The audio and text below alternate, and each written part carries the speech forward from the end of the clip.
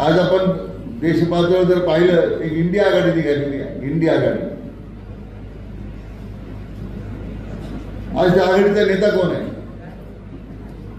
कारण लोक विचारतात तुमचा प्रधानमंत्र्याचा उमेदवार कोण आहे? आम्ही चर्चा करून सांगतो म्हणतो. तुमची दिशा काय राहणार आहे? तुम्ही देशाच्या करता तुमचं नियोजन काय आहे? काँग्रेस पक्षाचे मी काल पत्रकार परिषदेत पाहत होतो. काँग्रेस पक्षाचा जाहीरनामा वेगळा, समाजवादी पक्षाचा जाहीरनामा वेगळा, तृणमूल काँग्रेसचा जाहीरनामा आणखी वेगळा, डीएमकेचा जाहीरनामा आणखी देशविरोधी आहे. म्हणजे प्रत्येक राजकीय पक्ष इंडी नावाची आघाडी काढतात. हे विरोधी पक्ष एकत्र येऊन त्यांना एक साधा समान जाहीरनामा सुद्धा देशाला देता येत नाही. आणि ते आता मोदी साहेबांना पर्याय देऊ पाहत आहेत. मला वाटतं त्याच्या एवढा हास्यास्पद आणि विरोध मला तरी कुठं दिसत नाही. आणि मग फक्त मोदी साहेबांना विरोध करायचा. कारण का? त्यांची लढाई भ्रष्टाचाराच्या विरोधात आहे. पारदर्शक कारभार झाला पाहिजे. आज आपल्या सगळ्यांच्या योजनेचे पेमेंट ऑनलाईन येतात. कोणाला भेटावं लागत नाही, कोणी मध्ये दलाल नाही. शेतकऱ्यांचे अनुदान त्याच्या खात्यात जमा होतं, गरिबाचं अनुदान त्याच्या खात्यात जमा होतं. भ्रष्टाचाराच्या विरुद्ध लढाई त्यांनी सुरू केली. आणि दुसऱ्यावर इंडिया आघाडी काय करते की भ्रष्टाचाराला खतपाणी घालणाऱ्या लोकांचं त्या ठिकाणी संरक्षण करते. दिल्लीचा मेळावा झाला, तो दारूच्या पैशात अडकलेल्या केजरीवालांना सोडण्याकरता मेळावा झाला. कोल खाणीमध्ये सापडणाऱ्या भ्रष्टाचाराच्या प्रकरणामध्ये शुभ सोरेन त्यांना अटक झाली. त्यांच्या समर्थनासाठी मेळावा झाला.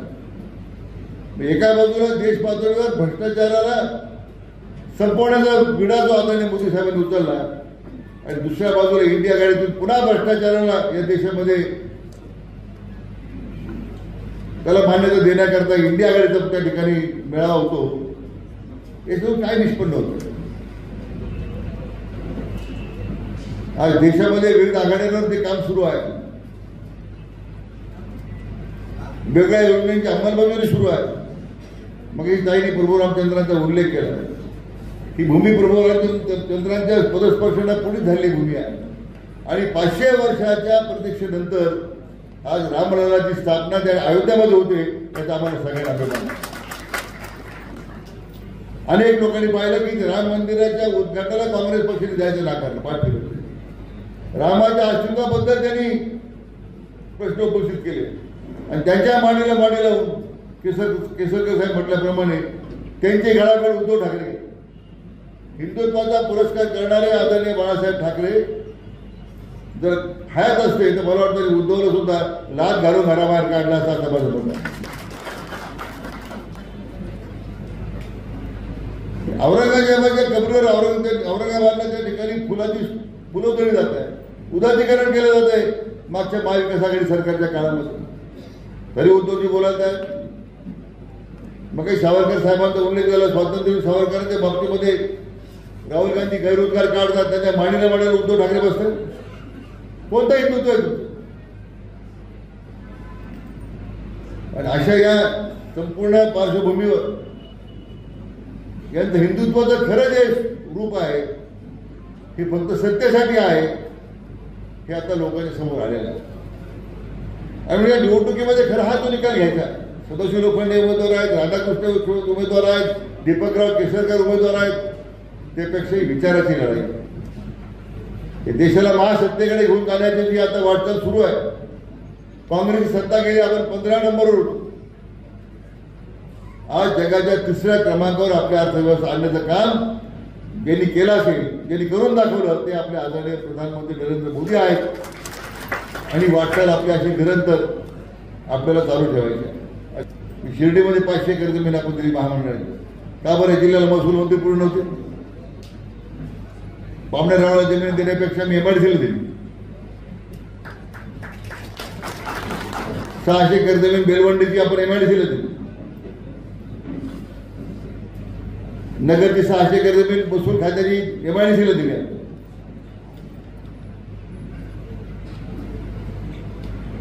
याच्या पाठीमागे हीच भूमिका आहे की जमिनी अभावी गुंतवणूक परत जाईल, उद्योग परत जातील आणि ह्या सगळ्या जमिनी आपण विनामूल्य दिल्या.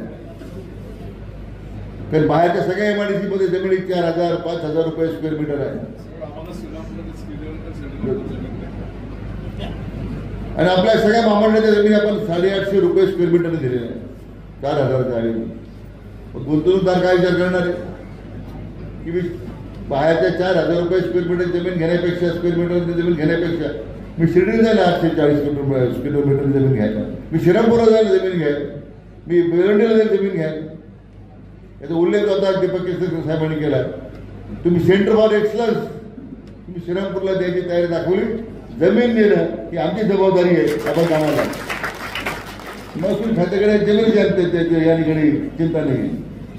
चांगल्या कामासाठी जमीन मुबलक आहे, नातेवाईकांसाठी जमीन नाही मागायची. पण सेंटर ऑफ एक्सलन्स तुम्ही देणार, आम्ही जमीन देतो. एमआयडीसी मध्ये बऱ्याच पाठीमागे एमआयडीसी आपली मागे पडलेली आहे. शिर्डीमध्ये जे गुंतवणूक येईल ती श्रीरामपूरमध्ये येईल असं मी मागे एकदा जाहीर केलं होतं. त्यामुळे श्रीरामपूर सुद्धा त्या गुंतवणुकीत मागे राहणार नाही. पण श्रीरामपूरला घर ओरडणं का प्रॉब्लेम सुरू होतो.